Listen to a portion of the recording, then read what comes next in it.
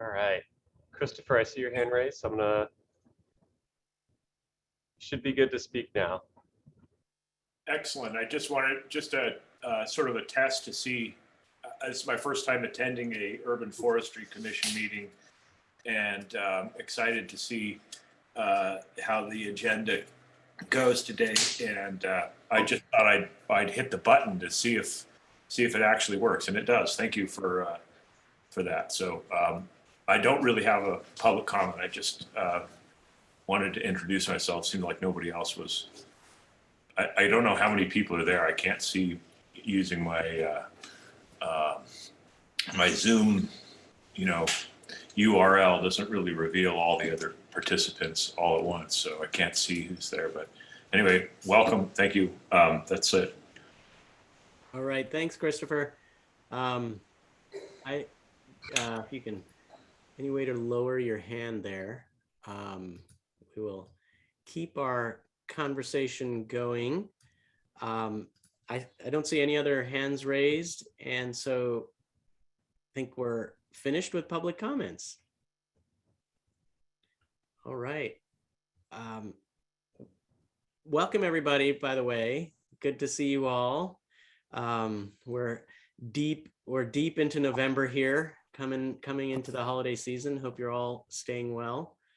I am gonna turn it over to the minutes at this point to get us at least reviewing what Brian had sent out as an agenda item with minutes on November 12th. Hope you've had a chance to review the minutes, or if you haven't, I want to give you a little bit of time now just to make sure we're catching anything that may be not accurately captured and or any other edits that you think necessary on these minutes from September 16th. And Greg sent me a few changes. There were some typos that were corrected, and then Bruce also sent me some changes, noting that in the draft I had Jen in attendance, but that was the one that she missed, and Angie was the acting city forester. So updated the city staff that were present in that one. So all those changes have been made. Great, thanks, Brian. Thanks, Bruce and Greg, for your early response to this.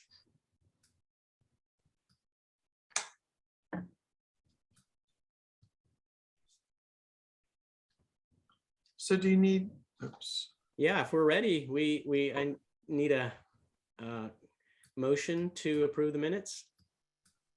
I'll make that motion. Okay, Greg, motion to approve the minutes as corrected. Barbara seconds. Great. All right, call to vote then. All in favor, raise your virtual hand or your physical hand. All right, any opposed? Any abstentions? All right, so moved. Great. We are cruising right along here. I'm gonna turn it over to Jen for our Urban Foresters report. Well ahead of time, Jen, for one of the first times. So you're welcome. Thank you, and may I not mess it up. Good morning, all. Good to see you. I have 5 items today, and as usual, for the sake of time, if you could hold questions till the end, that would be great. So first off, big news. Yesterday, City Council passed the park's fall bump budget request, and this is the budget request you've received information about and discussed and advised on in recent meetings. And thank you for your support and expression of that to council, because it was successful. So that bump request was largely made possible by the park's local option levy. And it includes 23 new positions for urban forestry. It's really an unprecedented opportunity for our team in terms of capacity, diversity of our staff, and sustainability of our team. And of course, it's a huge opportunity that we've never seen before for Portland's trees with that new funding. The positions will help us be even more responsive to, and these are the focus areas from the levy, they may strike you as familiar, more responsive to tree emergencies, equitably increase tree cover in the city, improve services and outcomes in tree regulatory functions and permitting, build strong community partnerships, and increase engagement with culturally specific and community-based organizations, so we understand how to meet the needs of Portlanders who have historically been underserved by government. And for the first time ever, the funding makes it possible for us to care for park trees proactively and create a whole system to do that instead of just reactively. I want to just note that hiring and onboarding of a new person can take several months. And so outcomes from the budget approval won't be immediate. That'll evolve over time. But thank you again so much for all of your work and advice to the city in this regard. I'm going to move on to the second item. And it's also about funding. I wanted to just make you all aware that about 2 weeks ago, the Federal Infrastructure Investment and Jobs Act was signed into law, and that it includes several tree and urban forestry related funding areas. So that's encouraging, and also kind of a first time that we've seen that happen at the federal level. Currently, the Build Back Better Act, I'm sure you've heard of this in the media, is in progress in Congress, and that contains about $2.5 billion of funding for the USDA Urban and Community Forest Program, which Barbara knows a lot about. It's exciting, very exciting news, and an indication of urban trees increasingly being recognized as essential infrastructure and critical to addressing the climate crisis and to equity. With the support of urban forestry, the city of Portland has helped inform those federal efforts, and we'll be watching for the next steps there. They will take some time. But again, that's super encouraging. My third item, I wanted to give you an update from last month. I told you last month about significant safety and security issues at the main urban forestry facility in East Delta Park, and how those are negatively impacting our team and our work. Since then, although issues persist, the situation has improved a lot, and that's primarily because security staff are now stationed at the East Delta Park facility overnight and through weekends, so outside of urban forestry's regular operating hours. Where we had 9 break-ins, building equipment and damage events and thefts over 2 months, we've seen none since the security staff have been there at night and on the weekends. So that's a big difference. And also the site security issues are being managed by Parks Safety and Security Team, which is where our rangers are also housed. And we're really grateful for their continuing assistance and expertise with that. Fourth item, a little update in the area of tree regulation. Some of our tree technicians and tree inspectors are now working overtime again. This is due to a high volume of calls and emails for assistance that we receive, and also a high volume of permit applications submitted. This means at present, it can take several weeks for certain types of permits to be issued or applications for permits denied, which is a lot longer than we want. Since July 1st, we've asked permitting and regulations represented team members to work a total of about 200 hours or 26 days of overtime, overtime to meet those customer needs. And that's a really high number, and it's tiring and wearing on our team, of course. We're super impressed and thankful that so many folks have stepped up to try to keep things moving more quickly. And I bring this up today so that you're aware of it in case you hear about it. We are certainly aware and doing what we can to address it in the short term. And also I'm bringing it up today because, going back to my first item, the positions and resources that council approved yesterday should eventually help resolve that issue. That will increase our capacity and regulation. So when volumes are high, we should be able to keep closer to our service standards. My last item is, over the past several years, Parks has been converting parts of developed parks into nature patches. Hopefully you've noticed some of these when you're out in the parks. These are basically mini natural areas of developed parks that are no longer mowed and instead are planted with native species and with wildlife habitat elements added, paths and interpretation oftentimes as well. There are now 11 of these across the park system, and more are planned. Urban Forestry is part of the team that creates those. Efforts are led by the Land Stewardship Group, also in parks.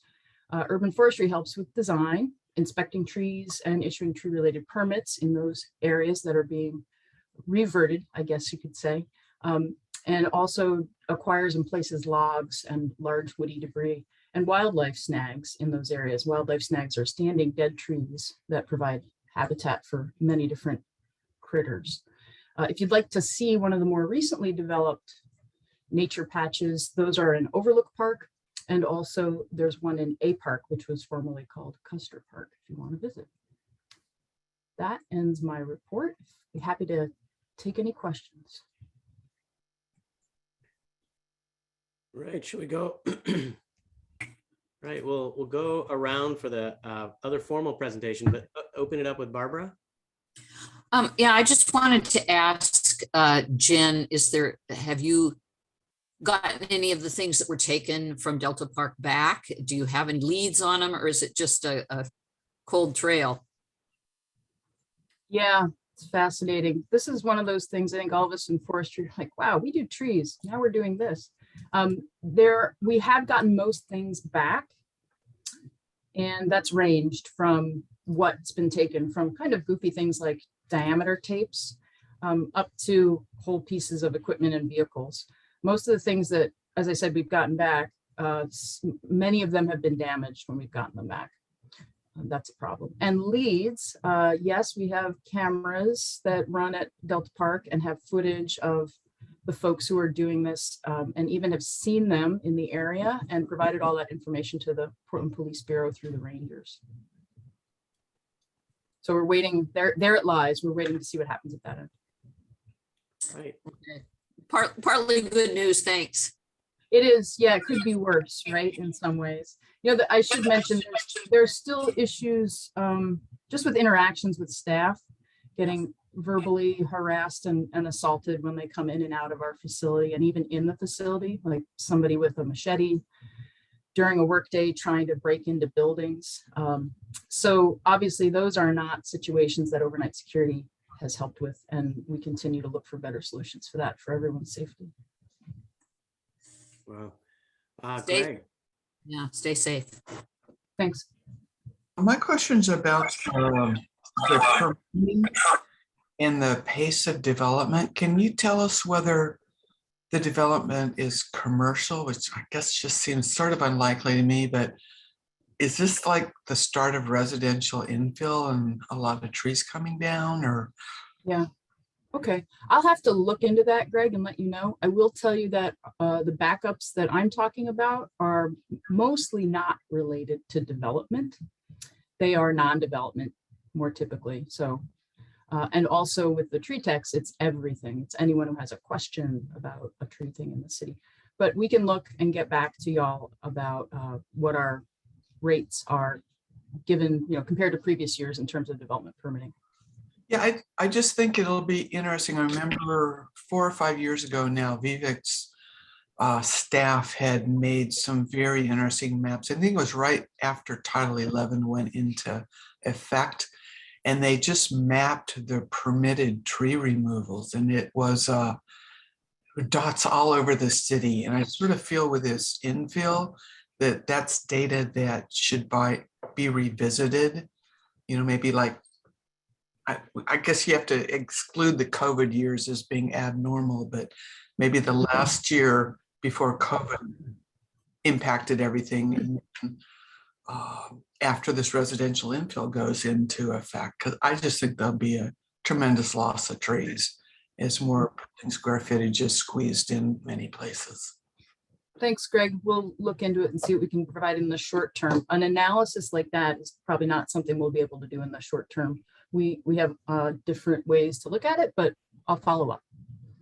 And Greg, I can add that just as a really top level number, the number of development permits that we processed during COVID is about half what it was prior to, and that's basically the development drop that the city has seen across the board.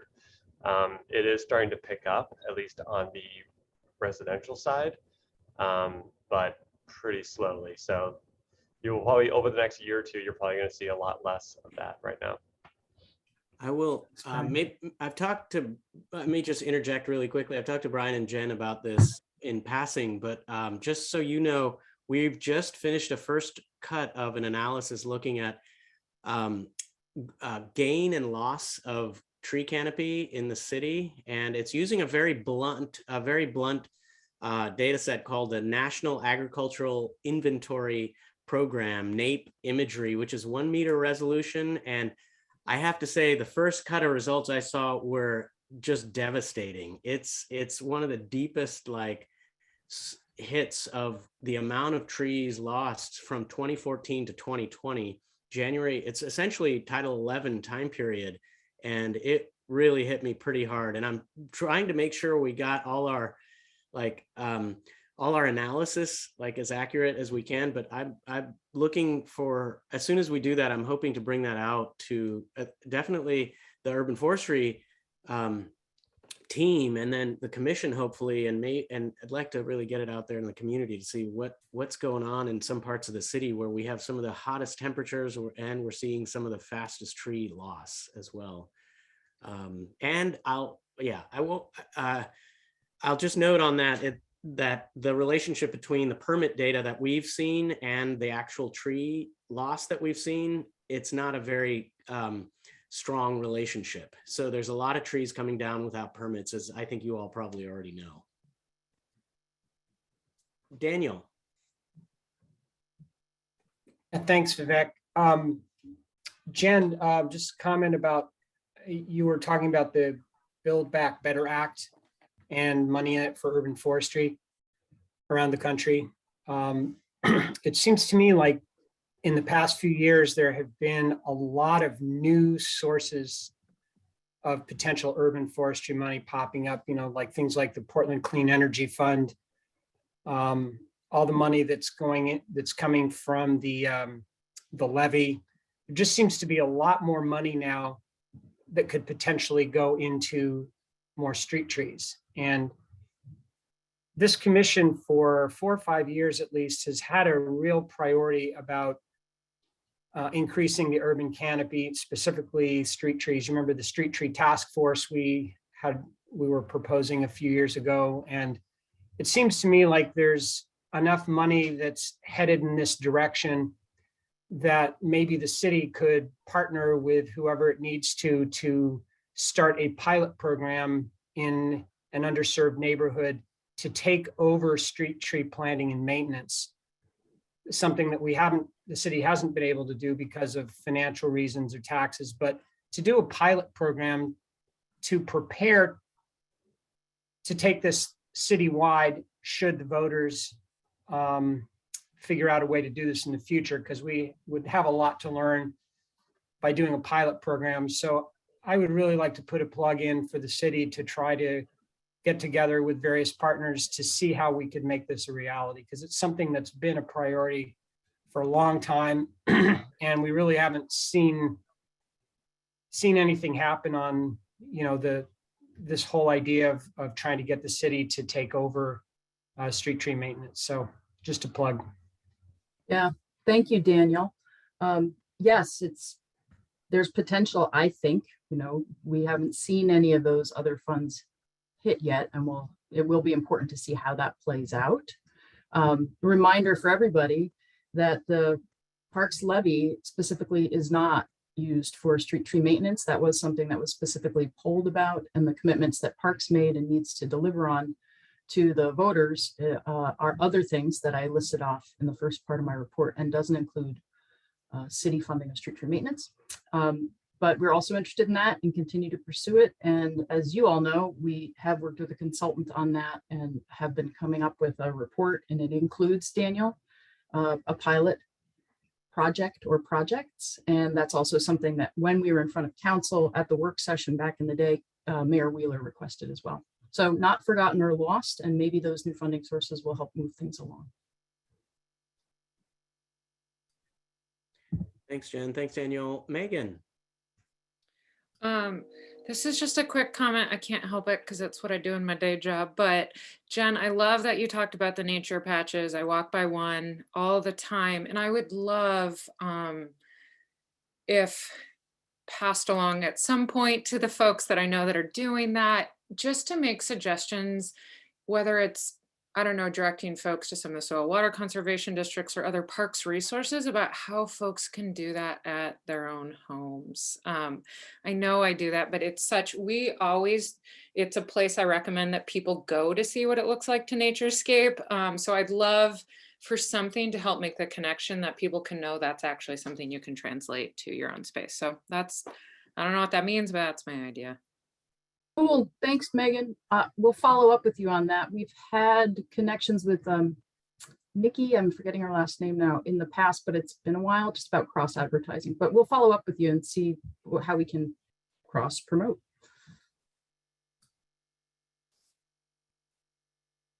All right, not seeing any other hands. Just a quick check, Jen, on any word about Streets 2035, anything coming up with that?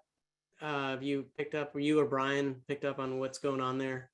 Yeah, so Brian's not that involved with it. I am, and some of our regulatory staff, Casey Jogerst and Rick Faber, are basically the de facto forestry team on that.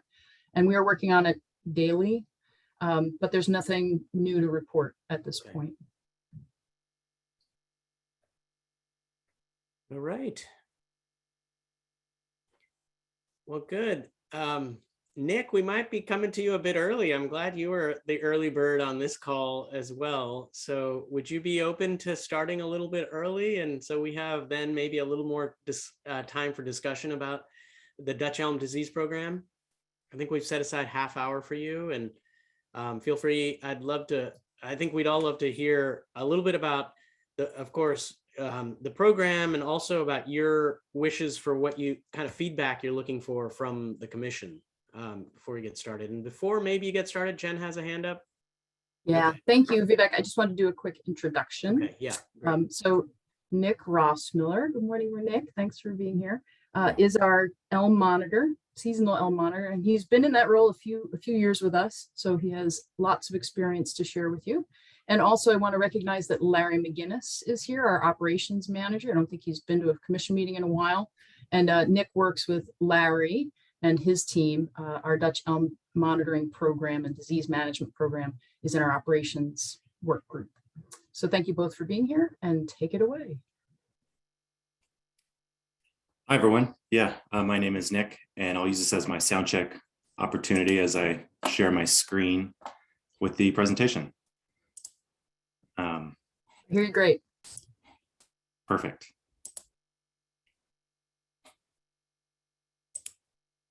There we are. Are we seeing the slideshow as well?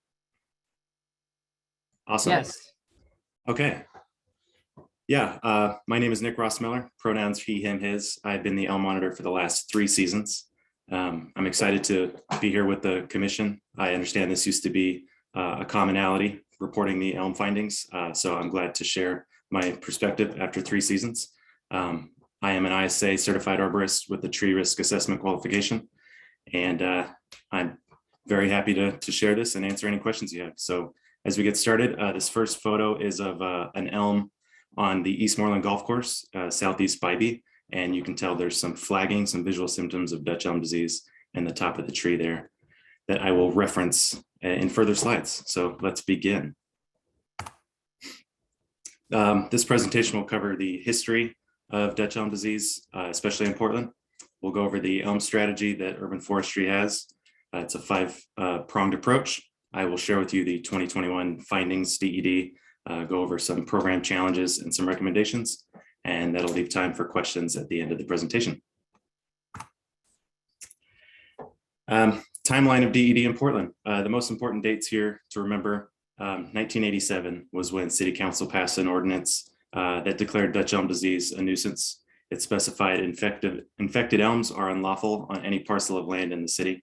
That really got a jump start to the urban forestry program.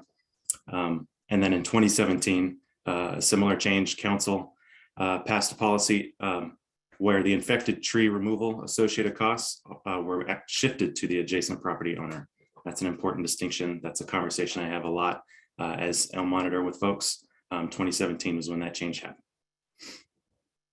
Moving along. This is the elm strategy for urban forestry. As the elm monitor, that begins with monitoring. A lot of my time is spent in the field, driving around looking at trees. So it's a great position for that. I provide proactive visual inspections of basically all susceptible species, mainly American and Camperdown elms. There are 25,000 or 2,500 in Portland, all mapped accordingly in our GIS system that I visit multiple times a year. You probably get 3 or 4 visits by me a year on every single tree. And what we're looking for is that flagging in the canopy that you saw in that first photo. That usually initiates contact, beginning of a permit case and notification with property owners. If it's something I can sample myself, I will do so. Usually look for the infection in the 2 to 4 year wood. So in the top right corner there where you see some streaking in the xylem, that's where you're looking for ophistoma on the young branch growth there. If it's something I'm not capable of reaching or locating, I'll create work orders for city crews to go out with bucket trucks or climbers to access the trees and pull samples. And at that point, if we have flagging and as the streaking is visible, I will send those samples to Oregon State where they'll look to confirm ophistoma. When that happens, I usually pass on all relevant documents and observations to the tree inspectors, and they are the ones that post the trees for 30-day notifications. Another portion of the elm strategy is sanitation. This is dictated by Oregon Department of Agriculture rules. All elm wood must be disposed of, buried or chipped within 24 hours of removal. This is something that I share. It's a city document with a list of providers who are approved. I share that with tree companies when we're discussing elm removal procedures, and this form also gets passed on via tree inspectors to homeowners when their trees are posted. The city uses all wood out in Troutdale. They've been very receptive to the needs and are great about taking elm wood and basically disposing it properly within 24 hours. Another approach is inoculation. This is systemic preventative fungicide treatments. The city will treat the city-owned elms. There are about 450 in total.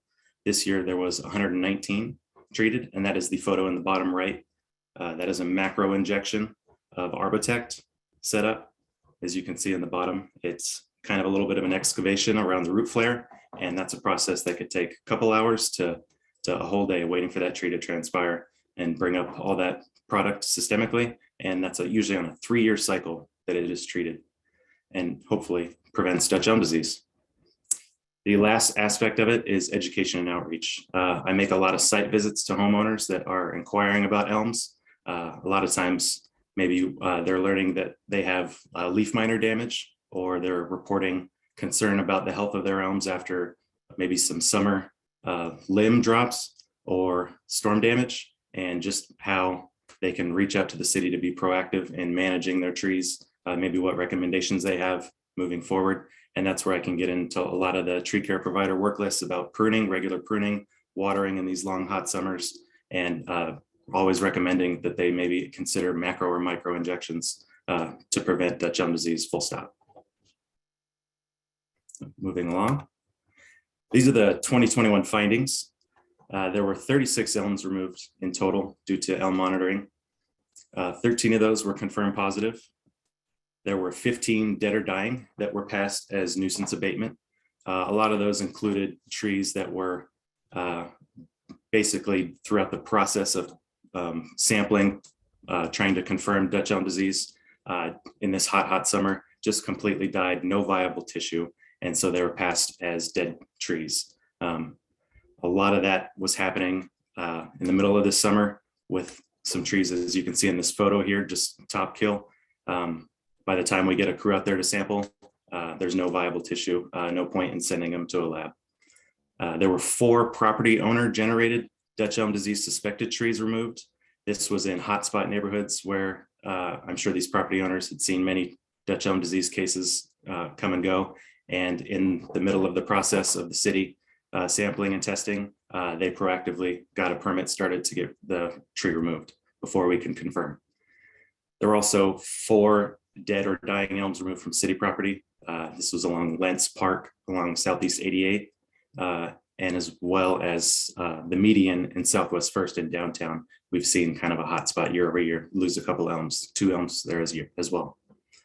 So that's a 10-year removal average of about 43. We're just below that, so we lose about 1% every year. The city started with 3,700 in 1986, was believed, and we're now about 2,500 susceptible trees remaining. Here's some visual infographics to help over the last 4 years. On the right is the map showing this year's neighborhood affected. There were 5 in Eastmoreland, 2 in Ladd's Addition, some of the newly impacted neighborhoods from previous years, Sunnyside in Southeast, Alameda in Northeast, and the Southwest Hills neighborhood. They each lost 1 elm where they hadn't in previous seasons. But you can kind of tell based on the map on the right of the city that there's a lot of clustering. DED is very localized. Transmission is within about a half mile year over year. And then on the left, you can see per segment of the city over the last 4 years, kind of where it's really been hitting.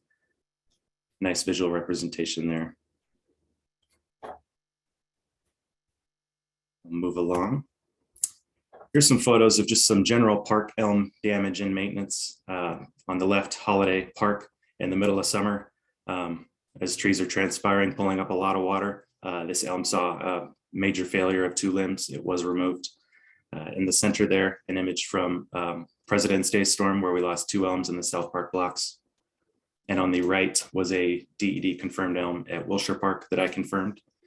Right dead center in the park, right adjacent to the playground, as you can see. If you look closely, you can see the tree is posted and spray painted, and you see a little bit of flagging in the top of the canopy. I was able to self-sample this one on that large limb perpendicular to the trail there, as you could see. They had a case at that same park 2 years prior. So again, it is very localized, a hot spot we consider it. So those trees get a lot of looks before middle of summer. And so in total, our UF crews, here's some numbers I pulled, 101 responses specifically to elm trees. The tree on the left is from the Central Library. You see a double limb failure there. So when they do come in across and I'm processing cases and I see an elm, I'll usually write that down and make a site visit immediately following up, as wounds like that are definitely opening up a tree to susceptibility to the pathogen vectors. So they usually get multiple follow-ups if it's been a storm damaged tree, as I see cases come in like this.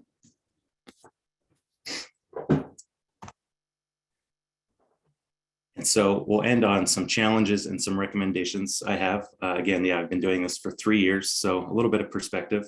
And the first bullet point I'll start is the support from neighborhood associations. I've seen a decline in the maybe the will of or the perceived effectiveness of the injection methods, where the Eastmoreland Tree Committee, who I'm in contact with year over year, has stopped inoculating elms. The last year they did that was 2019, and they were performing micro injections, which were about a 1 to 2 degree or 2-year cycle.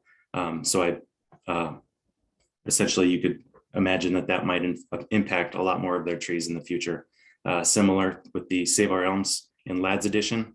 From their website, I gathered that they've stopped fundraising for a process they believe shows results that do not equal measurable results, basically. From the, I guess the quote is, fundraising for a process that has stopped showing measurable results that may not be a responsible course of action.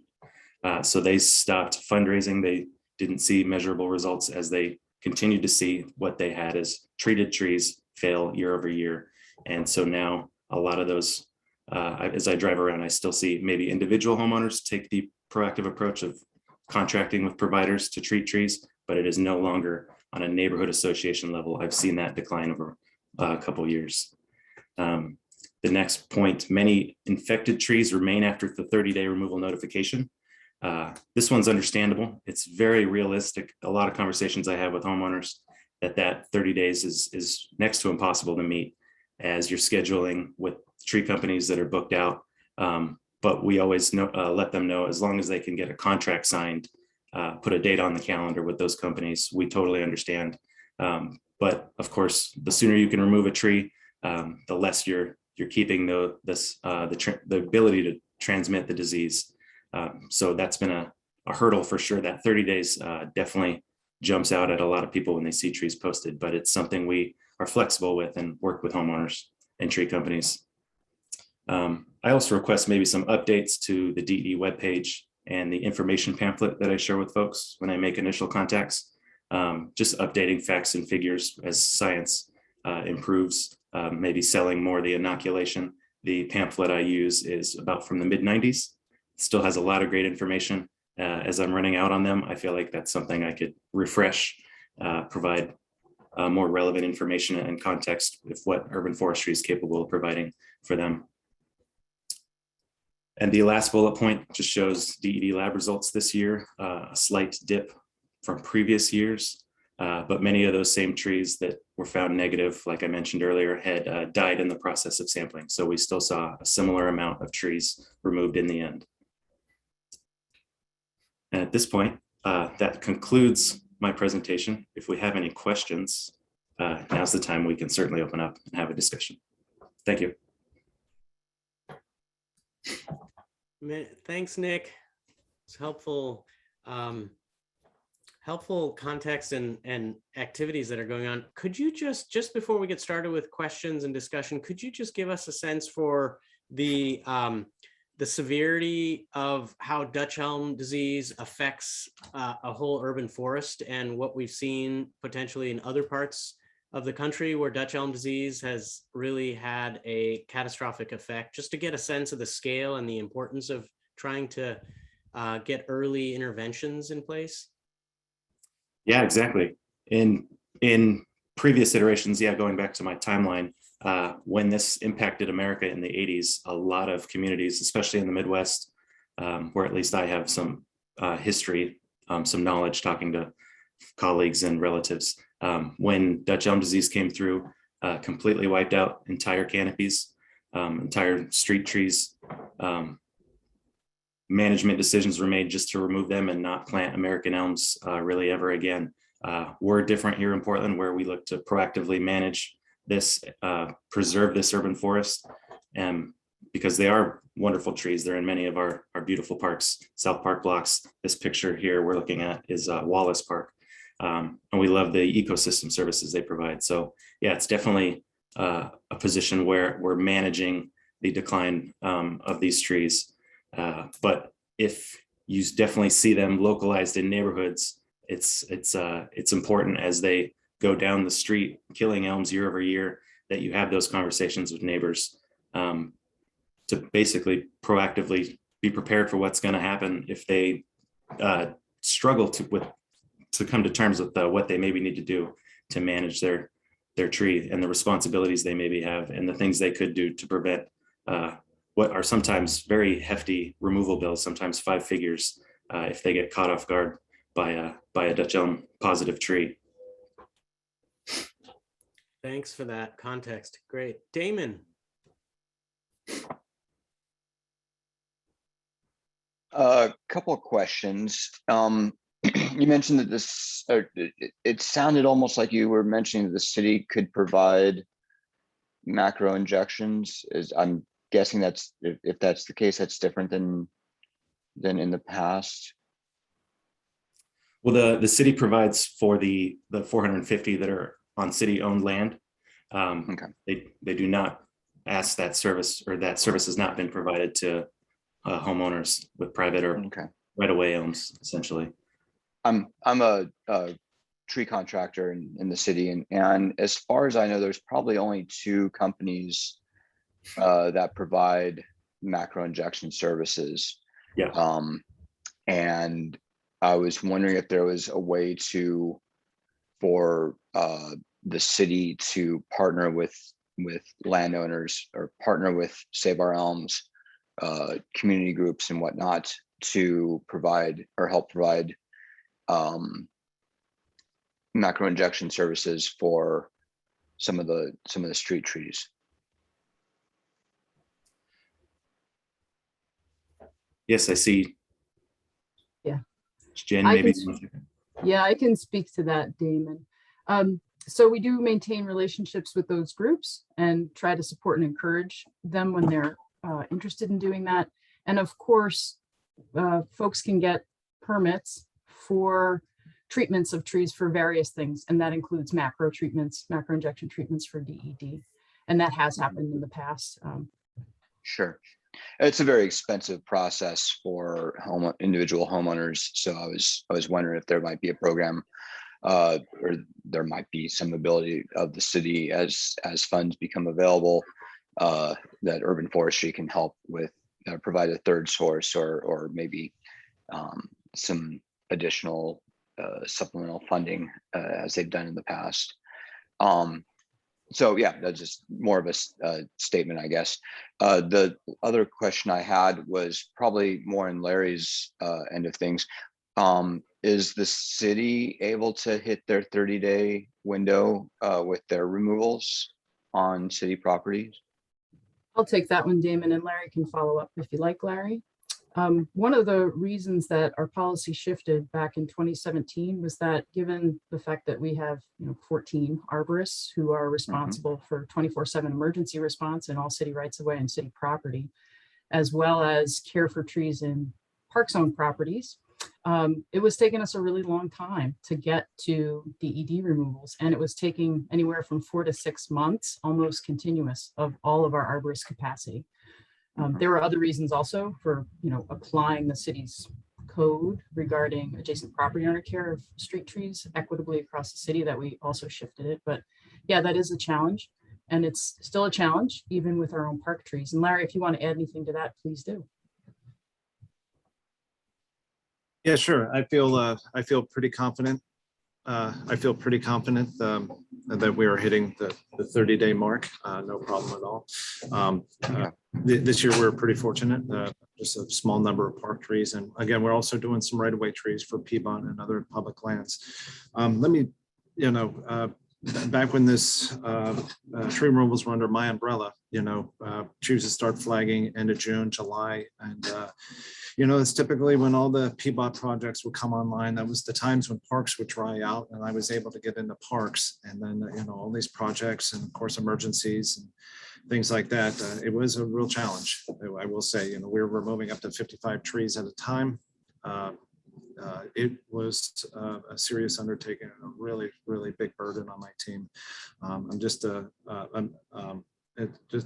fortunate we're just dealing with park stuff now. So at this time, we are closed out of a lot of the parks due to soil conditions and such. And we can't get our equipment, can't get our vehicles in without winching ourselves in and winching out. And when they dry out, that's when we need to be performing the work. But unfortunately, we were taking off and, just focusing on elm removals, and, 55 a year, that's a lot of work. So thank you. Thanks, Larry. Thanks, Jen. Barbara.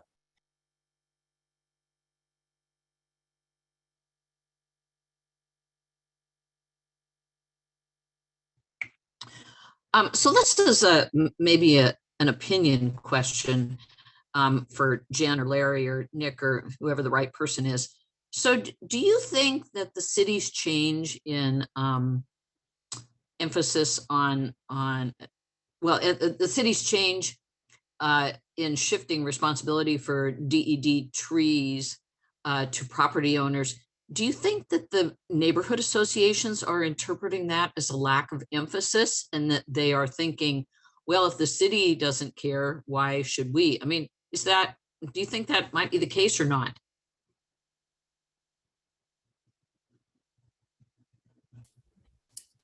I can start by answering that. I don't get the sense that that's necessarily the case with the Eastmoreland Tree Committee. I'm still in contact with, providing basically daily updates on the trees as I see them on the ground. They're very interested in what's happening with trees, even when they are negative, because then they can maybe follow up with homeowners about what they could do to prune away what looked like dead, dying, disease branches, or approach them about maybe reaching out to contractors they've been successful with. Little things like that, little moves they're making like that. And of course, they see me all the time, orange vest, walking around their neighborhoods. I get a lot of concerned adjacent property owners inquiring what they can do. A lot of anonymous tips where I'm making site visits. So I feel like they're happy to at least see me. They certainly know me at this point as I'm craned up looking at their canopies. I get approached a lot, so I feel like there's a presence there. And I hope they feel it as well. Good, thank you. And also excellent presentation. Thank you very much. All right. Thanks, Nick. Bruce?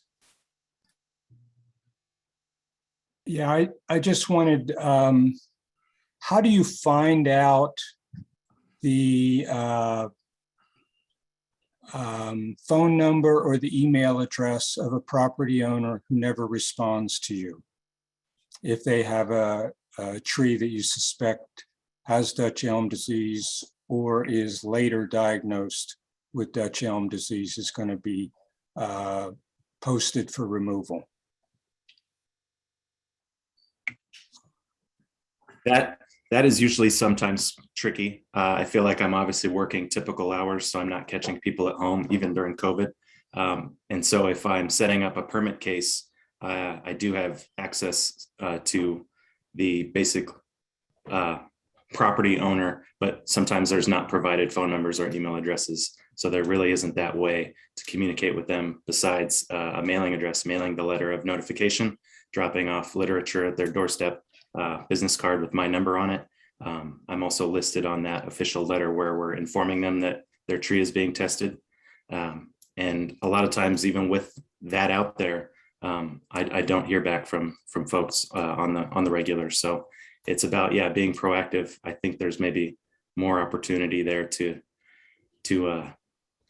find out how to basically get involved with every single person and get some sort of dialogue going the second I'm spotting something. Because the folks that I do talk with, I can follow up results with immediately. We can talk about tree care providers, approved list, things like that, but it doesn't always hit. I don't have their information all the time when I'm opening a case, and it really relies on them contacting me after I've mailed official letters that this tree is suspected and the city's working on discovering if it has Dutch elm disease. Are letters that are sent to them via the postal service, are those sent registered mail where you know if they've actually received the letter, or is it just sent regular first class where you have no idea as whether the letter was actually delivered or not? They are not sent registered. Yeah, they are sent. Maybe I can't speak to how the city does it specifically, but yeah, there are occasions too where you're sending them to property owners out of state, relying on folks to contact you that way, which doesn't happen too often when that's the case. But for the most part, I do hear that they have received letters initially. They maybe don't take that so seriously until it's a tree inspector knocking on their door. The reason I'm honing in on this is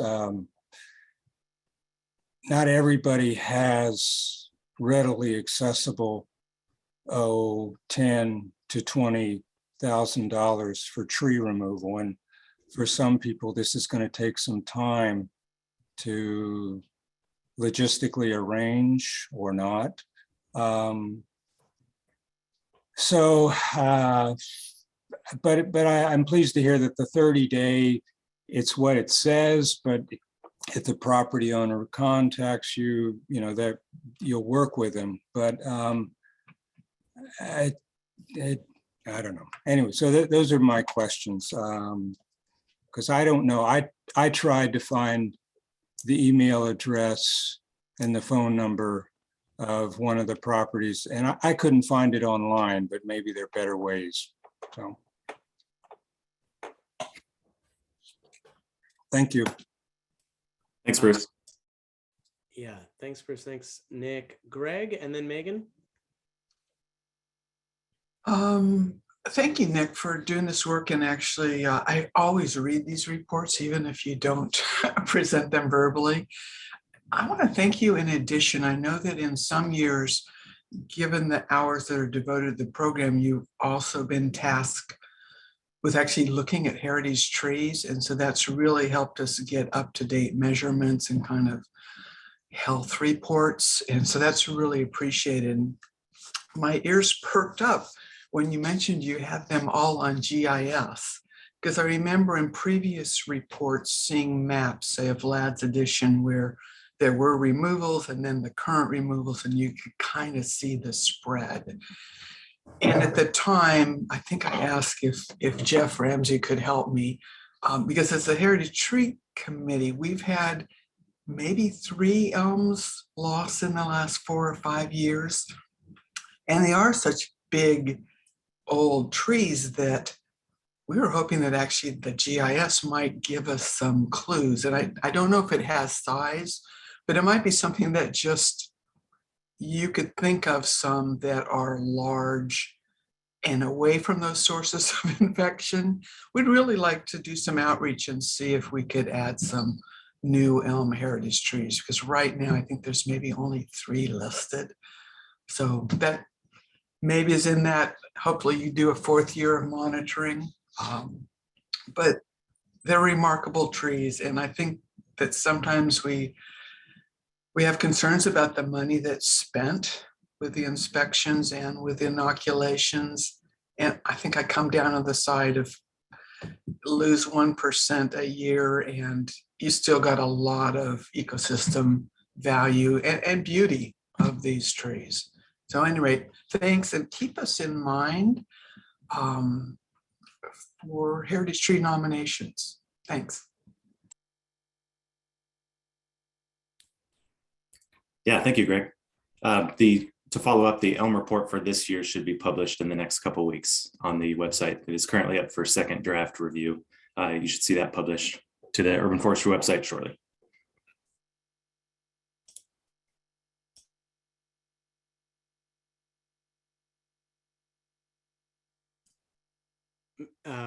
Thanks, Megan.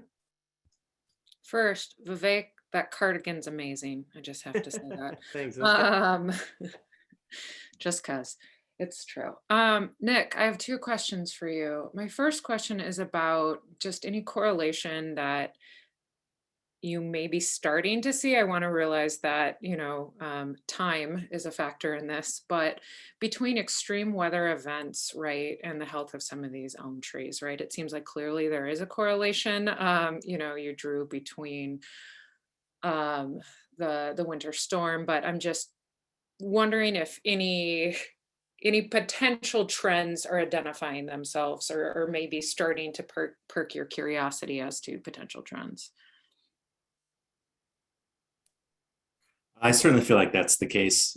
We had that President's Day ice storm. We had a somewhat dry spring, and then the hot summer.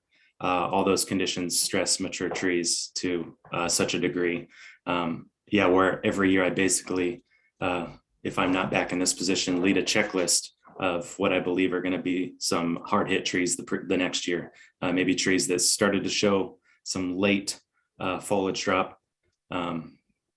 It's essentially, going from a dry spring. They usually say you're going to see these DED symptoms a little bit later in summer, but I felt like I had more samples than I've ever had right in the middle of summer. It was a lot of hard hit trees. And I think from those woundings, I showed some of those images where these trees are losing large limbs. That's a real easy vector for these beetles to get into. Similarly, you can kind of see root grafting is another big issue, just kind of hopping down the street, down right of ways on folks. Totally perfectly green, healthy tree one year. And you can almost bet your money if they've not injected it, that might be a tree that is going to get hit hard next year. Whether that's DED or positive or not is usually up to our standard results, where we're about 75% where we prove that. But it seems like these weather events definitely have had an impact. And I think we're just going to continue to see that as these trees just continue into maturity. So many times I'm telling homeowners the best thing they can do is water these trees when they're stressed, standard pruning on a 3 to 5 year cycle, and just have them inspected by arborists as they can afford, as they can make that happen. Those are the best tools available. And then thank you for that, Nick. My second question is, I'm not going to get into whether or not the city pays for trees, because I understand that, and I understand to Larry's point. But I am curious if in working on updated materials, Nick, if it's possible to even be providing recommendations for potential resources or budgeting strategies. As we all know, if someone told me that I had to drop $10,000 to remove a tree within 30 days, that would give me pause. And some people even more than me. So I'm just curious if there could be some intention put into, and maybe you already do this, so I actually don't want to imply that you're not, but to strategies to, if there is potential funding that could be available to help support people through that process. I don't know what that means, but I imagine people are in shock a little bit. So if there's something to say, this is resources that would be available, I could see that being helpful. Absolutely. Yeah, that's a big tone shift when I'm talking with property owners and they're starting to realize the associated costs. So I think that's important. I'm asked all the time if there are resources, which there currently are very few. So that's something I can work on. Maybe it's a funding question, so it's something I run up the flagpole. But yeah, it's definitely an inquiry I get quite often from homeowners across Portland. Thank you. Thanks, I Nick. could, Hey, Damon and Jen, before I come back to you, I want to check in with Leah, Daniel, and Adrian to make sure, see if they had any questions as well. But just in the interim, as they're thinking about maybe questions or comments, do we know where all the Dutch elms are in the city, private or public? Are you asking the DED infected trees or the No. actual genus? Actual genus. Yes, we do. I can't speak to how many there are, but that is a facet of the inventory we have. I do believe most of them are right away. Okay, so that layer exists, like we actually know private and public where each tree, small, medium, large, Yes. whatever stage in life. Okay, that's great. Yes. And just to make sure, you go to each one of, you're the one person that goes to each one of these trees for the city to make sure there's no potential disease? Yes. Okay. Yes, I do. And after 3 years, that's a little simpler to route, but yeah, it's mainly being led by that GIS, knowing the hotspot neighborhoods, and then trying to complete a whole segment of the city of adjacent trees. Sometimes if they're private property trees, the best you can do is look through some binoculars, or if you can't get anyone at the door. But for the most part, you can see hundreds of trees in a day, whether on foot downtown or driving up and down North Portland, East Portland. So yeah, like I mentioned, I think I see every tree probably 3-4 times a summer. Wow. Okay, great. Thanks. Before I come back to you, Damon, Jen, Bruce, can I check in with Adrian? Oh yeah, just real quickly, as you were talking, I'm, naive in this area because I don't know a huge amount about the disease and so forth, but it sounds like the way this illness works, a tree is more at risk for kind of a massive failure. And so potentially maybe more of a safety risk. Number one, I want to check in whether that's true. And that sort of relates to some thinking about whether there might be some funds available. It also sounds like, that getting into a really aggressive prevention plan, covering costs for homeowners, that sort of thing, having kind of an A to Z maintenance program is such a win from a safety standpoint, and then also just from preserving these big spectacular trees. So I'm wondering, does the safety aspect bring in the opportunity for more focused funding? It sounds like funding and resources are a big issue here, and I'm just interested in what the experts think about potential to go elsewhere for it, especially with new funding streams coming down the pike.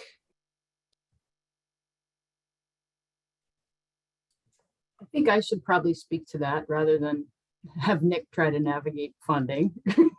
He's looking at trees all day, lucky person. He doesn't have to do funding. Yeah, Adrian, I wanted to follow up too on a previous question that was asked that's related. And, these are often expensive removals when they're big trees. But I want to point out that, the elms in the city are a fraction of the forest. And to put this in context, many property owners who do not have elms also incur hefty, unexpected bills for tree maintenance for trees on their property, as well as the city-owned street trees for which they're responsible according to code. So I just want to bring it into that context. elms because they're iconic, and this is probably the most active pathogen situation that we have in our urban forest in Portland, or historically, definitely. We have tried to help homeowners have financial support, and we actually, the tree inspectors give people information on nonprofit assistance that they can get that's through the Portland Housing Bureau with these types of removals. And it's the same program that does things like help folks repair their roof or their plumbing system on their home. And it has limited funding, and it's also triggered by income level. It's really intended to support folks who are experiencing low income, and there's a concern that they won't be able to stay in their home, like they'll lose their property. And so it's often the case that where these large elms are that have to be removed because of DED aren't really eligible for that program. When it comes to how to support trees on private property and the street tree policy in the future, as funding becomes available, we'll continue to look for the best ways to do that, looking at the whole forest, and of course, looking at the equity aspects of it, which is really important. I wanted to mention this too. DED is the priority pest and pathogen in Portland. That could change. There are many other very detrimental pests and pathogens that exist in the country and that we don't even know about that could come here. There's emerald ash borer, Asian longhorn beetle. There's also right now spotted lantern fly infestation on the East Coast, which is wreaking havoc. So I just wanted to frame it for you all that we focus on DED, but this situation could exist again for other pests and pathogens, and even on a larger scale. Those other pests I mentioned are broad spectrum. They're not species specific as Dutch elm disease is. That's all. Great, thanks, Jen. Unless Anjanette, Daniel, or Leah have a question, I will go to, we got to wrap up here too, Damon. So if you can keep this quick, Damon and Bruce, that'd be great. It's real quick, hopefully. Nick, do you keep track of whether the infected trees have recent wounds on them, recent storm damage wounds? Typically, that's just through photo evidence that I document, where I save each photo file within my observation year with the address. But it's not, and then the condition rating will change in my ArcGIS layer to say a tree has experienced a different visual inspection. I'm maybe giving it a different health criteria. So it does get captured, and it should usually pop up early next year for that next elm monitor to take priority.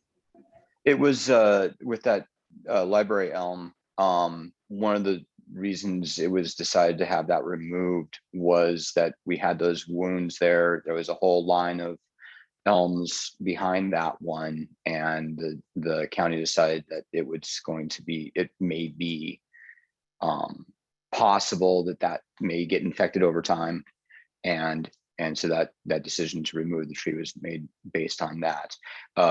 I was just kind of a spitball on my part as to whether or not that was the case. Frank didn't have any information on that to advise me with. So that'd be a really great bit of information to extract if it's possible. So thank you. Thank you, Damon. And Bruce, you want to bring us home? Yeah, this is just trivia information. Dutch elm disease, it got the name Dutch because it was researchers in Holland in the teens and 20s of the 1900s that were able to isolate the pathogen and describe the biology on it. The entire lab was women. So that was unusual. You probably would not have found that in the United States at this time. So the name Dutch elm disease, it has only to it deals with the scientists who isolated, and I talked about the biology. There is a European elm, there is not a Dutch elm. Thanks, Bruce. Leave it to the Dutch to be ahead of us on so many fronts. Excellent. Thanks so much, Nick. Really appreciate you coming in, giving us the lowdown on Dutch elm disease. And thanks for all your work in preserving the urban forest. Without you, I think we'd probably be having seen a lot more impacts on communities, on infrastructure, and of course on our ecology. So thanks again for all you do. Look forward to seeing you again soon. All right, take care. I'm gonna go ahead and transition. I think we're, get my notes up here. I think we're moving right away to the public hearing on Heritage Tree number 321. You've gotten all some information about this tree from the property owner as well as Urban Forestry and the nomination form. So you have materials in front of you that Brian has sent, and it's also up on the city's Urban Forestry Commission meeting website. So you have materials in front of you, and I can, I guess, just directly go ahead and turn it over to, is it Brian that I'm going to be leaning on? So Dan Gleason's been the tree inspector on this. Gotcha. So I'm going to share my screen with a brief PowerPoint that Dan's going to present, and then there's one slide at the end that I'll talk through.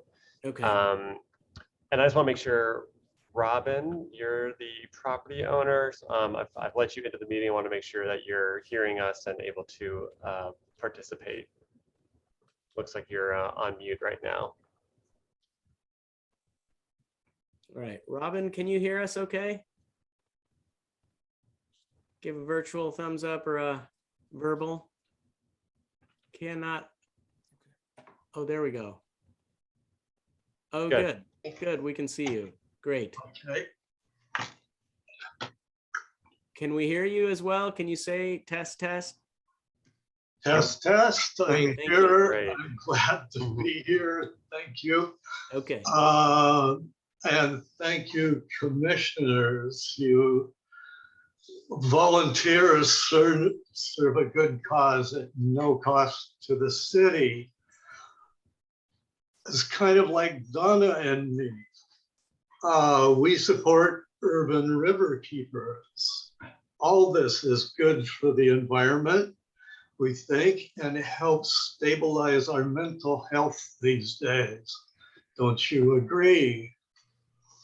Now, you saw the two photos, so I won't go into that anymore. And I explained that the other day, how important the tree's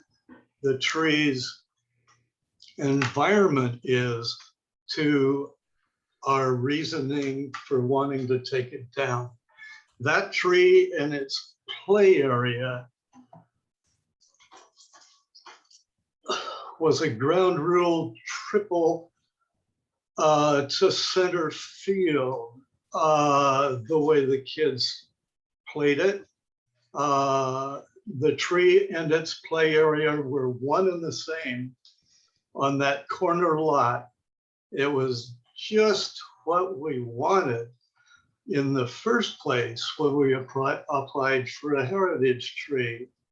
It keeps developers away. And this is our long-term gift to the city, still going. I'm aware of, and I generally agree with, Portland's overall policy of saving every living tree in town, except maybe those near us that were apparently bought off. Is the global warming policy so inflexible, though, that the city won't make an exception for this unusual case? Maybe so, but the loss of 1/3 of a single tree will have very little effect on global warming. And we neighbors, we joint owners, actually, because the neighbors helped take care of the tree as much as we did. We have a plan for it. The tree deserves a formal celebration of life, and we'll get that from the neighborhood. Now, 1 month after the tree split in June, someone recommended to me that I hire urban forestry professionals, a private company of arborists. UF Pro promised to submit the application and to shepherd it through all the steps for a permit to remove and replace. We have contacts in the city, I was assured. Robin, you'll never get this done on your own. I hesitated, but I took the bait. And for July and August, I thought they were right on it. But the overarching theme for the next 3 months was miscommunication, back and forth between UF Pro and the city. City code calls for a public hearing, but we could not get on the agenda. Maybe might our tree be discussed at the August UFC meeting? I asked.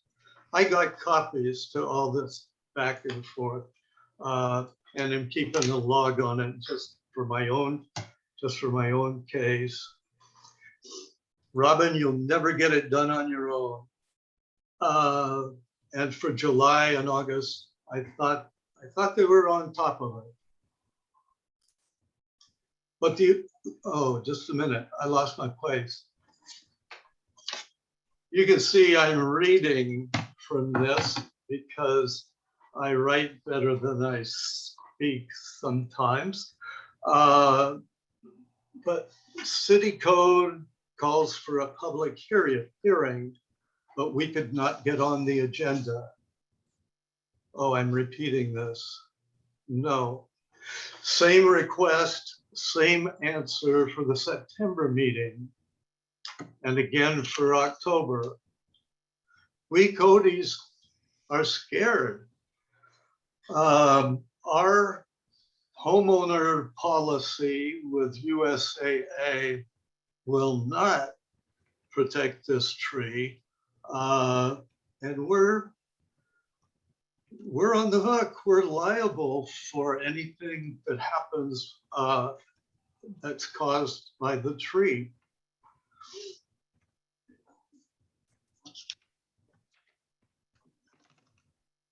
Changing page here, please. Heidi.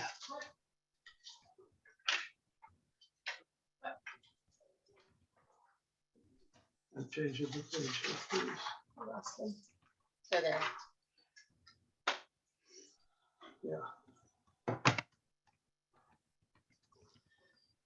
In quotes, the case is in management's hands, we are told. On September 1st, we learned, and I quote, "This tree is not being examined for delisting under the criterion of a hazard tree." And it's not. Our application is all about hazard, danger, and public safety. One of those pictures you saw is proof that the tree was able, when it came down, to stop traffic on both city streets, that is. And I had no idea that there was such a thing, that I hadn't. Oh, Heidi, how did you do that? Oh. It's okay. It's just, they can still see you. Mm-hmm. You have to click on here. I don't know why you just. Oh, okay.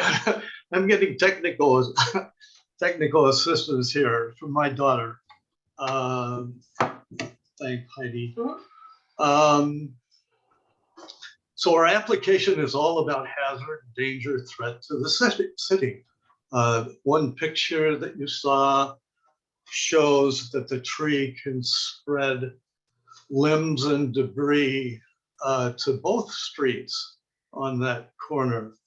It came down once in June, and it could happen again. Had I known at the time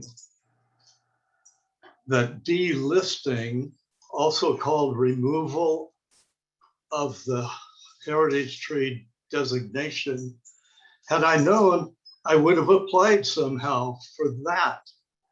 City code anticipates the need in a case like this to take the label off the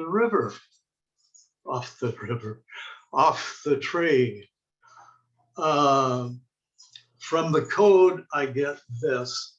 The UFC makes a recommendation to City Council as to whether the HT designation should be removed from the tree if the designation is no longer appropriate. The tree, in our case, had a great run.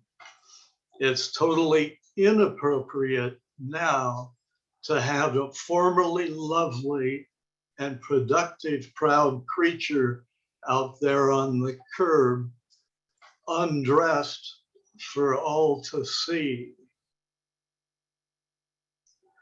On September 21st came this: the notice of decision, heritage tree removal denied. Okay, I write that in capital letters because that's all there was to it. There was a lot of boilerplate, cover your ass stuff from the city, but not a word, not a single word about damage, hazard, public safety, and threat to city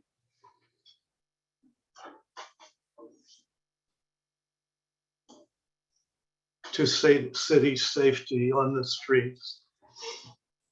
I have questions for you. And I'll start with this one. Are you surprised that the case was closed long before I got this slot on the UFC agenda? Did you know that it had been denied 2 months before we're talking about it now? Anybody? You did know? Yeah, I will just quickly say this did come up onto our agenda. I think it was either, you'll have to remind me, Brian, was it 2 months ago? Yeah, I think it might have been a month or two ago. And we do have a, we are looking to, we have until 11:30, and we do have a staff presentation that Dan is going to present that's going to give a little more background to this situation. And then we'll move into the general discussion time. So since we're about 20 minutes into the hearing now, Robin, if you're okay letting Dan give a little bit of background, then we can kind of keep moving through the public hearing here. Okay, good. My questions will be brief and easy to answer. Sure, Dan, go ahead. Thanks, Dan. Thanks, Brian. Thanks. Okay, great. Brian, you're going to pull up. Yeah, we just have a few slides that just speak to how it, basically why it's in front of the commission now and not handled within urban forestry following our code. So again, I'm glad everyone got a chance to look at the tree and look at the back history of the apple. A couple photos from the failure, estimated roughly about 60% of the canopy was lost in the failure. And the remaining canopy was existent on branches that weren't affected by the failure itself. So speaking to when urban forestry evaluates and can delist the tree to when it needs to go to the UFC. So urban forestry, heritage trees will be removed when the city forester or representative determines the heritage tree is dangerous and a threat to public safety. The city forester may order the UFC to be removed without prior consent to the UFC. Did not feel that was the case in this situation. One of the biggest reasons for that is that a dangerous tree is one where the condition of the tree presents a foreseeable danger and inflicting that cannot be alleviated by treatment or pruning. A tree is dangerous because it is likely to injure people, damage your vehicles. In this case, with the tree, why was not deemed as a hazard or dangerous based on a number of criteria, but the biggest ones because there was management options that could alleviate some of the danger. Brian, if you want to go to the next slide. And again, we're talking about imminent danger, and the options that were discussed were structural and weight reduction pruning on remaining branches, as well as looking to the extent of possible ground bracing, as well as exclusion of targets from the potential failure area. So again, that's why internally UFC did not deem the tree as dangerous, and then why it is now brought up here to the UFC to learn about some of the other factors that Robin is presenting at this time. Thanks, Dan. And I'm just going to talk through this last slide here, just to try to provide a little bit of guidance as best we can on the UFC's role in this hearing. As Dan mentioned, the city forester's ability to order or allow the removal of a heritage tree is narrowly defined in code. So this does not follow our typical permitting procedures. It is only in emergency situations that the city forester can allow a heritage tree to be removed. All that in every other situation, the ability to remove a heritage tree rests with the Urban Forestry Commission, and it takes a vote of at least 6 members of the UFC. So that is what we're meeting about here today. And one thing I want to note is Title 11 does not provide the factors that the UFC should use to consider when deciding to allow removal of a heritage tree. It doesn't say it's about health or form or anything like that. It simply states that Urban Forestry Commission approval is required. So as an attempt to provide some guidance, I'm including the definition of a heritage tree, which is trees that because of their age, size, type, historical association, or horticultural value are of special importance to the city. But again, that is simply the definition of a heritage tree. It is really up to the discretion of the UFC whether to allow removal or not. And just to really define the options that you have here, you can deny the removal request. You can approve the removal request, and then we would obviously recommend that the tree be recommended for delisting as well, since it'll be removed. A third option is to deny the removal request, but recommend delisting the tree to City Council. I want to note that only City Council can delist a heritage tree, and that will of course add more time. It takes time to bring ordinances to City Council. So want to make sure you are aware of the full sort of breadth of options available to you right now. But again, just to be clear that there are not necessarily factors that you are bound to follow in making this choice. Code does not provide those. So with that, I think Vivek, I'll kind of turn it back to you to facilitate the discussion. Yeah, thanks, Brian. And lot of moving parts here. Wanted to just reiterate, we have a case here where the city has deemed it not dangerous, and we have Robin's testimony about the desire to remove it. And so we're at a point where Brian has put up these slides that essentially give us say in this conversation. So I want to open it up and maybe just go around the full commission and get your feedback on where you see this, what information you need, what additional information you need, any comments, observations, just really going around and gauging where you fall on this discussion. So if you don't have an opinion, you still need more information, please let us know and we'll try to field that. If you don't have an opinion more generally, then you can pass as well. So do want to just go around and check in with you all on this. So any clarifications before I do that? Just going around. Barbara's hand is up, looks like.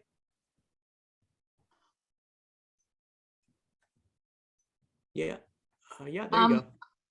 I would be interested before we talk about our,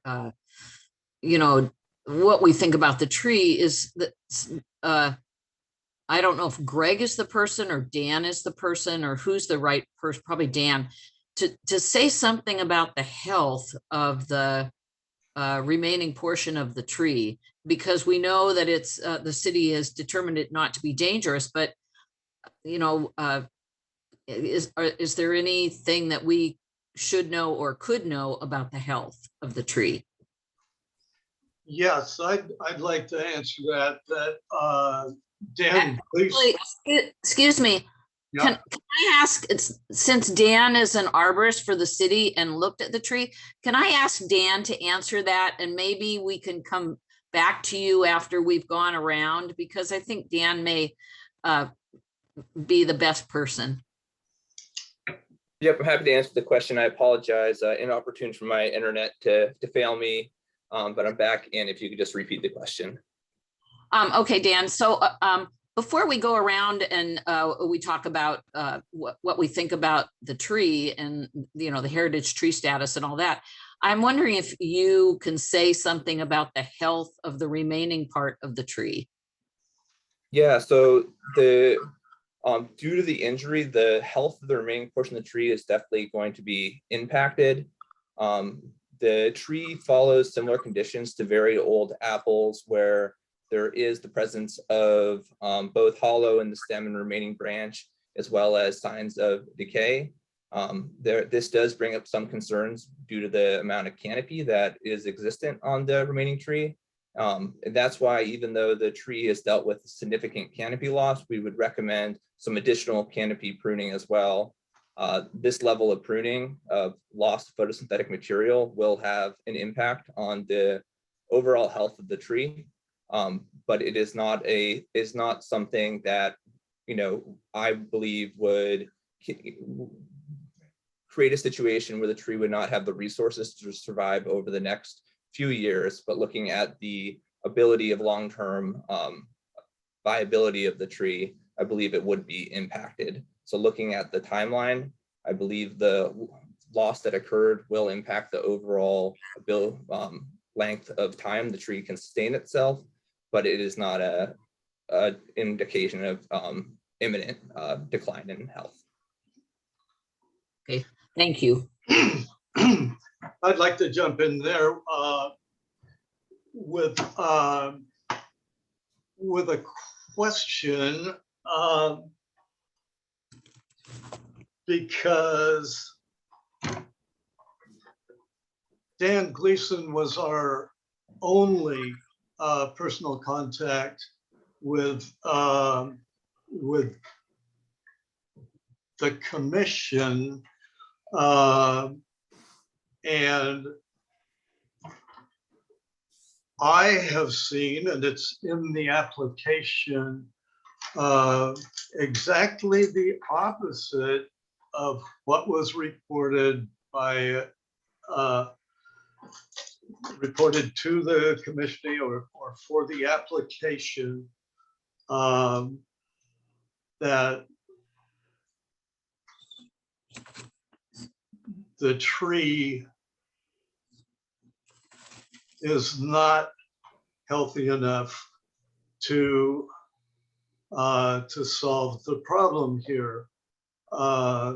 that it's gonna be two, and he gave great detail about how expensive and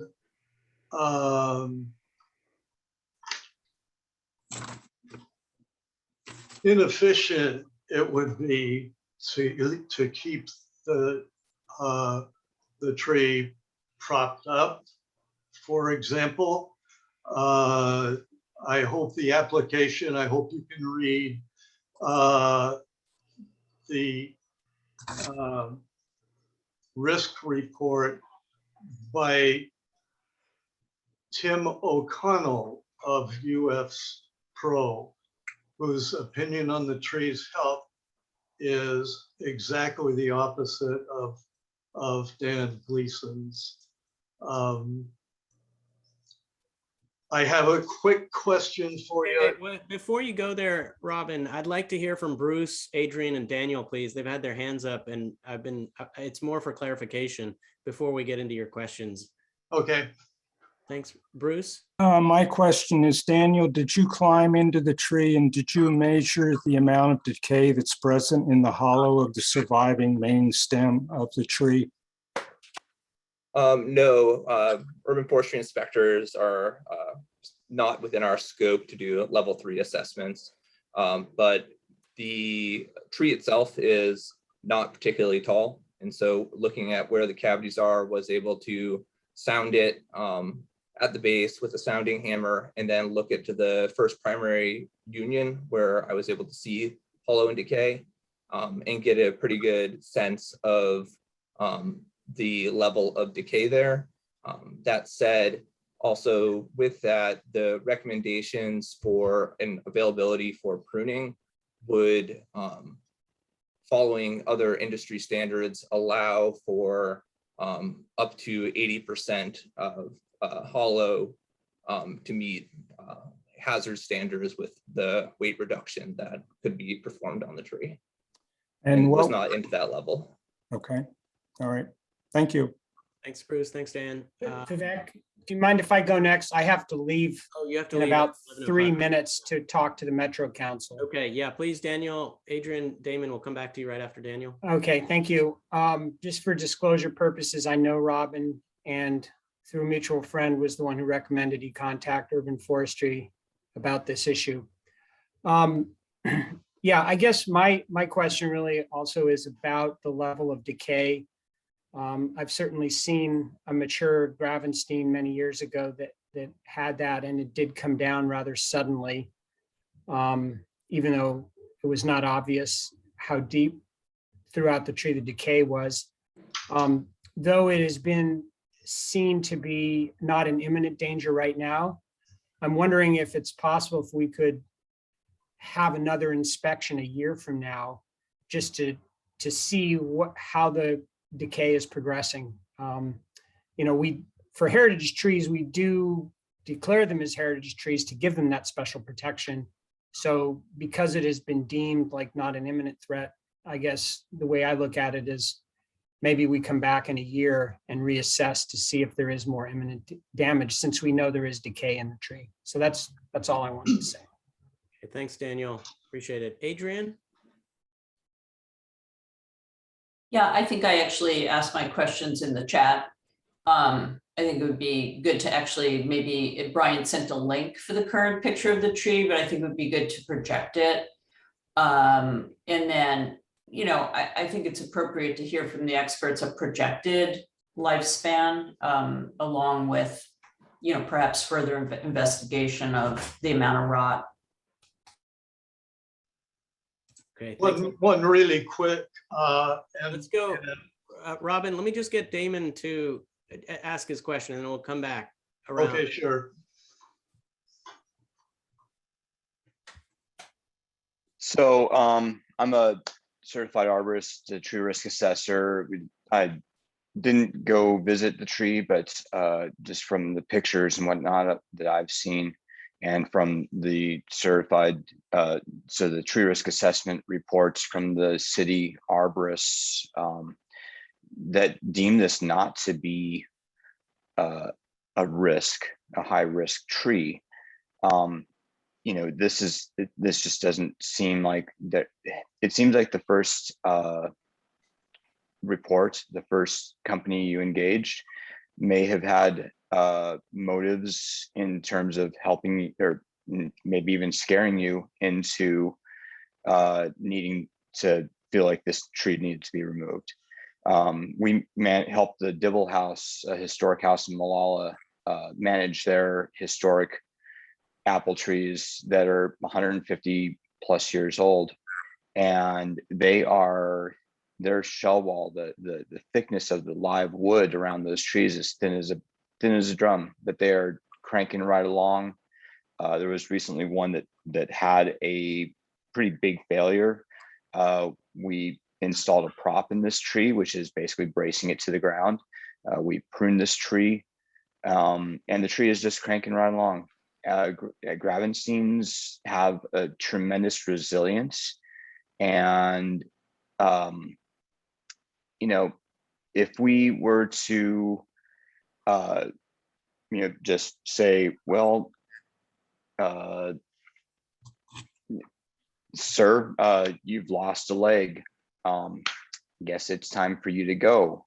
To everybody who's lost a leg, we'd have, you know, some issues with that.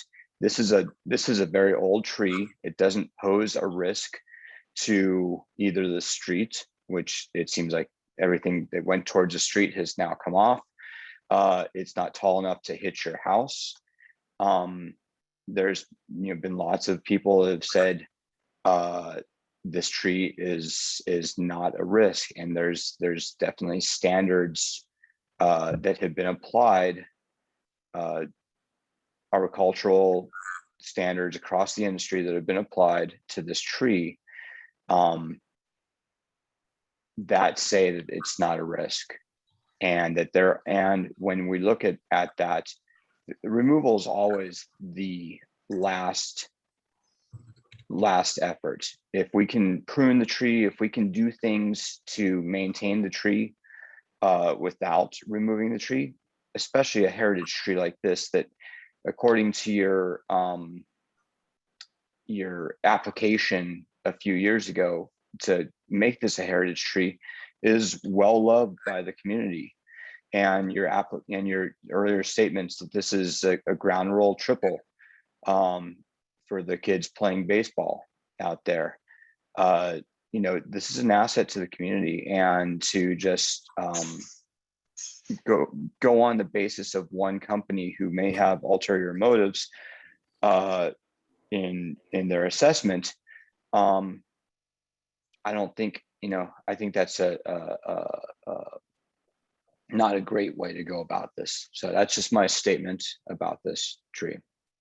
Can I check in with, thanks, Damon. Can I check in with other commissioners where you stand on this, whether you need more information or you're ready to at least offer an opinion about where you are, given the information you have, both from the applicant as well as from the city review? Since your hand's up, Greg, can I go to you? And then Leah, haven't heard from you, and Megan, and is Anjanette? Nope. Folks who haven't said much today, start with you, Greg. Sure. I visited this tree, and actually it's a tree when I lived in Southeast that was fairly near me. So I had seen it after it was nominated. I wasn't on the Heritage Tree Committee at that time, but looking at the application and kind of looking at the tree as I remember it, I think it was deemed perfect to be a heritage tree because of its age, you know, 100 plus years, its size, because that has a substantial trunk, which is something the heritage tree really looks at, kind of the girthiness of a tree. And then the historic significance. We have a historian on the committee, and while we're not asked to consider this tree officially, many members of the committee were able to see it because we were doing individual trips to review the most recent heritage trees nominations. And I thought it might be something we were requested to look at. So I suggested to people when they were near this tree, they also visited us. And we had the opportunity to talk about it because we had to have a third discussion of a last pair of trees where we didn't have enough information to make decisions. So at that point, our historian said that probably they had that historic significance in addition to age and size because of how close they are to Reed College, where Gideon Tibbets was involved in a nearby orchard. I think now that I live in Vancouver, of Vancouver's old apple tree, which was a publicly maintained tree, but lived to, I think, 195 years old. And one of the things that the Heritage Tree Committee often values is sort of how these trees change in their age and they become less regular, kind of more like giant bonsai. So the committee wasn't sort of like, oh yeah, take it out, but we didn't vote. So I'm sort of bringing you some of the comments and impressions that I noted. There was a discussion about apple trees and the need to make sort of a recommendation based on the specific recovery of a particular kind of tree. Is it appropriate as a heritage tree? Is a good example of the species as it age? Things like that were discussed. And I heard a lot of repetition of people with individual experiences of heritage trees or just old apple trees that were maintained for, like 2 centuries or more. I think it's because they were planted in those orchards and then they got large enough that people respected them, kind of like we respect Gary Oaks. And it reminds me of the Paulownia tree that was actually slated for removal. The Urban Forestry Commission and the Heritage Tree Committee got involved in it. And it got that kind of care. It's on the school ground. So of course there were real concerns about safety, but the tree risk assessment was to actually keep the kids away from the tree until the work was done and the tree could recover. So it's been, I think, 3 years since you saw those slides, and I visited anytime I'm kind of nearby in Northwest, and it's truly remarkable what new growth has happened and that there are now branches that can be selected and kind of replace the lost canopy. One person said basically death is relative for apples, as in they take a long time to like completely die, and that they aren't necessarily hazardous in that time, but they do need the care. And then I guess I'll close with sort of another one, which I thought was sort of poetic, and that was that this particular committee member felt that it was a lesson to the community, and the city as a whole, that both people and trees should be honored even when they're not, or even when they're old and not pretty, kind of conventionally pretty.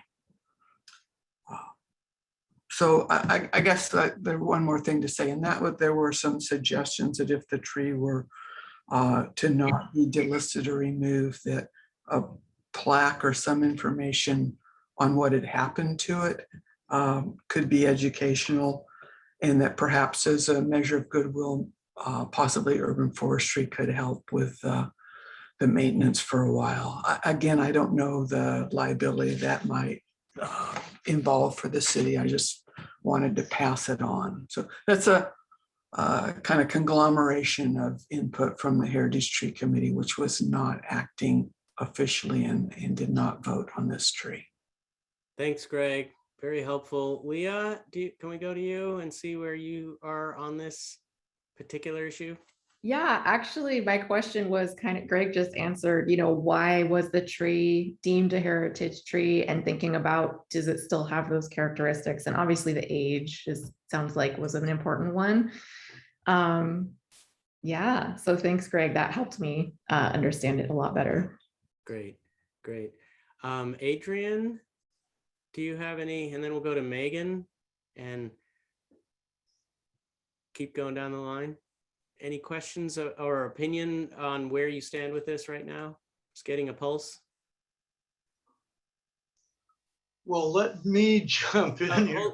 hold on, Robin, hold on. I was checking with Adrian and I want to make sure we get a clear, I want to get a clear signal of the commissioners because we do have to vote on this in 15 minutes. So I want to make sure we get any additional information if they need from you. I think the commissioners can certainly ask. Yeah, I did have a question about whether this tree would qualify for removal if it was not a heritage tree. Just from that expert standpoint. Brian, Dan, do you have a response to that? If it would be considered dead, dying, or dangerous is generally the characteristics, I think. So the way we looked at it, it wouldn't be evaluated under an A permit, but as a B permit for looking at some of the other conditions if it was not a heritage tree. For example, looking at the potential financial resources required to maintain the tree based on some of the different recommendations for pruning, bracing, and then potentially looking at the expected maintenance timing that would go into it. For example, if there was triannual pruning required to prevent an excess of weight regrowing in the canopy, all those factors would be evaluated under a type B permit. Okay, thanks. Does that help, Adrian? Okay. Megan, and then we can go to Barbara. I don't have any questions or comments right now. Okay, thanks, Megan. Barbara, then we can. I appreciate, Greg, what you added to the, particularly from the Heritage Tree Committee. One thing that I would say is that I really appreciate what Damon offered and the information about the apple trees that his company has been involved with. And I am aware of that apple tree in Vancouver, which they built the entire freeway exit around that tree to save that tree. It had a serious issue, but it's no longer with us. But that tree was much loved, and every year they had an apple tree celebration and all of that. And looking at the pictures, I kind of got one view because I don't think I knew enough about the tree itself. And now with the fuller picture, I'm thinking, because, and partly because of my appeals background, I wasn't sure about dead, dying, dangerous, etc. But particularly from what Damon has added to the conversation and the hearing for the record, I would be very inclined to believe that tree does have a future. Okay, thanks, Barbara. Damon, Bruce, anything else to add before I ask for a motion on the vote and check in with Robin if there's anything else to be added? Damon?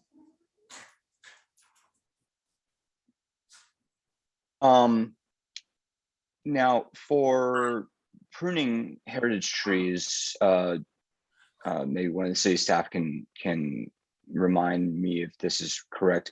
You have to be on the Portland Tree Care Provider list. Is this correct? No, that's not correct. Oh, okay. Yeah, all pruning does have to be permitted by the city and follow specific recommendations. And unless I'm speaking incorrectly, I don't believe there's a protocol that it's a requirement of being on the local tree care provider list. Okay, thank you. That's all.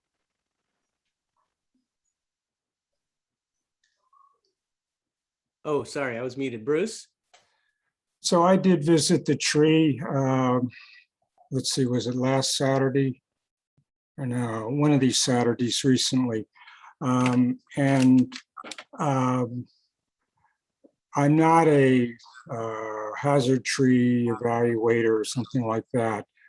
But in looking at the tree, I don't believe anyone would climb in the tree to prune it.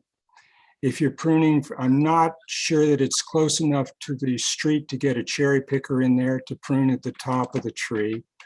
Where the split occurred, that is where there's significant decay present. I understand Damon's comments about the possible longevity of an apple tree. This is not a fenced-in area. This is an area that is open to the public.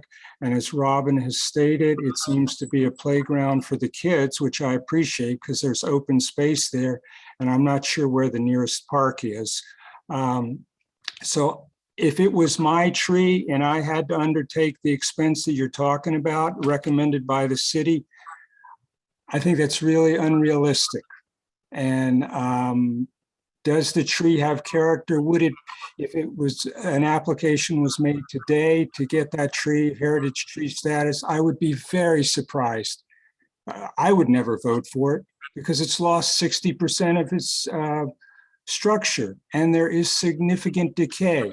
Okay, is it going to fail? Sure, but you can't, I don't understand the rationale for us imposing on the homeowner the continued preservation of a tree that is risky to his neighborhood. There is no house immediately under the tree. That is true. So there's not a target.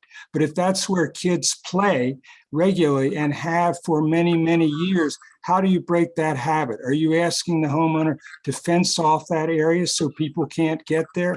I just think it's really unreasonable if the Urban Forestry Commission decides that this tree cannot be delisted and cannot be removed. Thanks, Bruce. Okay. Can I say? Yeah, no, if all the commissioners are done, Robin, do you want to make a final statement before I ask for a motion? Well, I want to thank Bruce for that opinion. It's evident to me that that's a minority opinion on the tree, and that I'm asking a different question that you are considering, and that's the danger to human life in a situation like that. Obviously, the tree is going to come down. The safe way to get it down is to do it with the city planned, rather than just when it comes down. Danger to human life is our liability in this situation. If something did happen at the tree, whether it's injury or death, what happens to me? The person who wanted to take the tree down was willing to pay for, it's very expensive to take the tree down. And what if, just give me a what if something does happen and the city is responsible because we wanted to take the tree down? That's a tough question both ways. I appreciate your comments and stuff. I hope two things: that you've actually read the 20 neighborhood letters of comment about why the tree should come down. And the other thing, the application in the application, that's the direct opposite of what Daniel Gleason says. Okay. Thanks. I appreciate what you're doing. I know this is tough. Yeah. Please, well, please do the right thing as you call it. Yeah, thanks, Robin. Appreciate that. Adrian had a question. What is the approximate cost of the recommended preservation steps compared to the cost of removal? Do we have information on that? Oh, it's enormous. Oh, I'm sorry. Go ahead. Any assessment that's been done on that city can speak to? Yes. Yeah, we can't hold on. Speak to it specifically as a price tag, as it's not under our purview for, how that work is bidded, or the recommendations are.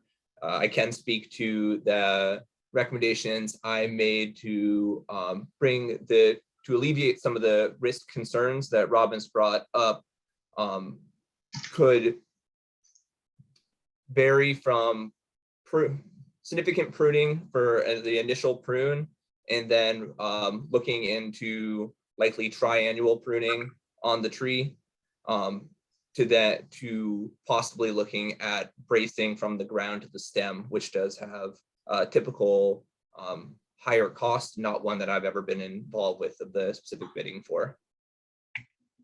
Okay, thanks, Dan. Real quick, I'm gonna have to call a motion on this, but if there's any additional information that can help commissioners come up with an opinion on this, please offer it now, Barbara and Damon. I just want to know if I'm on the ISA website here, and I can't find a listing for the either the company that was used to provide the application for removal, nor can I find a listing for the arborist under the name Tim Connell. I'm wondering if anyone knows if there was a certified arborist out there for Robin. Tim Connor is certified, and Daniel knows that, and they've worked together. And they just Thank you very much. Okay, thanks. Damon? I would say the Dibble House cost that is incurred, it was about $750 to $1,000 for the prop, and pruning on an every 3-year basis probably averages about $500 to $700. Okay. Okay. I think we need to move. I want to get you all out of here in time. We've been spending a lot of time on this particular issue, and I appreciate all the thoughts. Robin, really appreciate your testimony coming in here and offering your perspective. Commissioners, appreciate all of what you have thoughtfully asked in this deliberation. I need to ask for a motion. So we have quorum now, and before anyone else leaves, I want to make a call on this. We have 3 options to be able to vote. One is to deny the removal request. As Brian posted up on the chat, deny the removal request. The second is approve the removal request and recommend delisting the tree to City Council. City Council is the only folks who can delist. Deny the removal request, but recommend to delist the tree to City Council. So deny the removal request, approval the removal request and delist, or deny the removal request and recommend delisting. Damon? I recommend to deny the removal request. Deny the removal request. Motion. Motion on the table. Is there a second?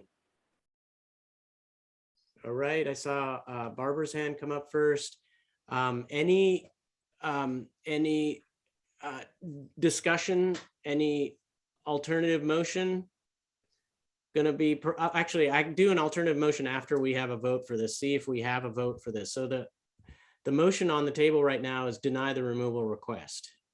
Damon, Barbara seconds. I'm going to call to vote.